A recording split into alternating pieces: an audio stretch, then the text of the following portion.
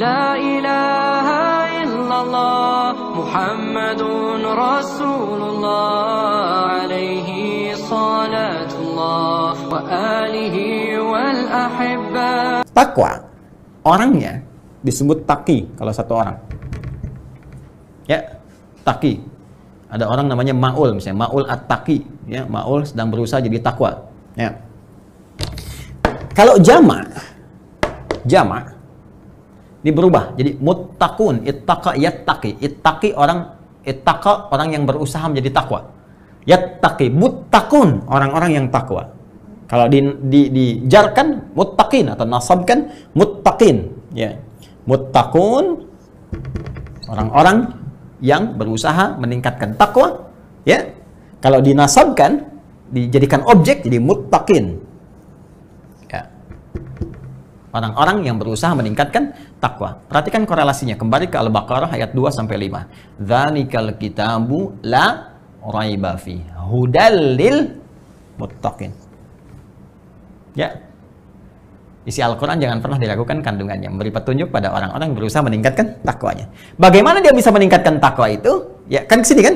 Semakin kau tingkatkan takwa, takwa akan menutup sifat burukmu, kan? Fujurnya hilang, kan? Yang muncul nilai-nilai kebaikannya, maka cenderung bahagia, cenderung sukses. Bagaimana meningkatkan takwa itu? Kembali lagi ke Al-Baqarah ayat 3 dan 4. Alladzina yu'minuna bil ghaib wa yuqimunas shalah, shalah meningkatkan takwa. Wa mimma razaqnahum yunfiqun, infak meningkatkan takwa. Walladzina yu'minuna bima unzila ilaik, berinteraksi dengan Al-Qur'an meningkatkan takwa. Puasa meningkatkan takwa, haji meningkatkan takwa, zikir meningkatkan takwa. Karena itu ketika orang salat, ya, diminta oleh Allah menunaikan salat, sebetulnya maaf, kewajiban yang melekat pada salat bukan sekedar ingin menuntut kita hanya mengerjakan sebagai ritual, bukan. Anda nggak sholat, nggak ruku, nggak sujud pun, semuka langit nggak sujud dan ruku, tidak akan menurunkan status Allah sebagai Tuhan. Allah nggak butuh dengan sholat kita, yang butuh kita. Karena manfaat sholat ini sendiri, sholat adalah bagian dari amalan takwa.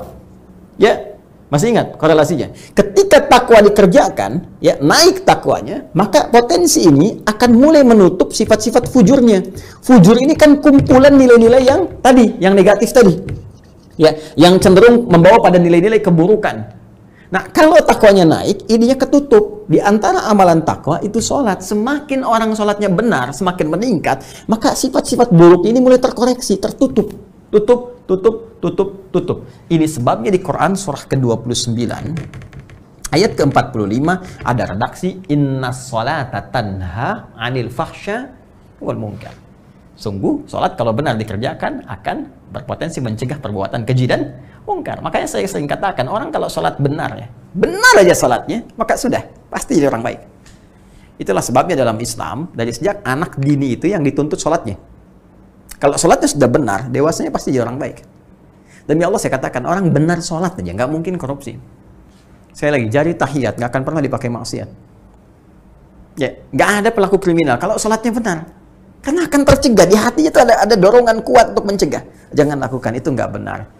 Ya, semakin berkurang, makanya pelaku maksiat tuh, demi Allah saya katakan, mustahil sholatnya benar. Kalaupun ada orang sholat bermaksiat, mustahil benar tuh, pasti bermasalah. Kalau orang benar tuh udah kelihatan auranya lain, beda.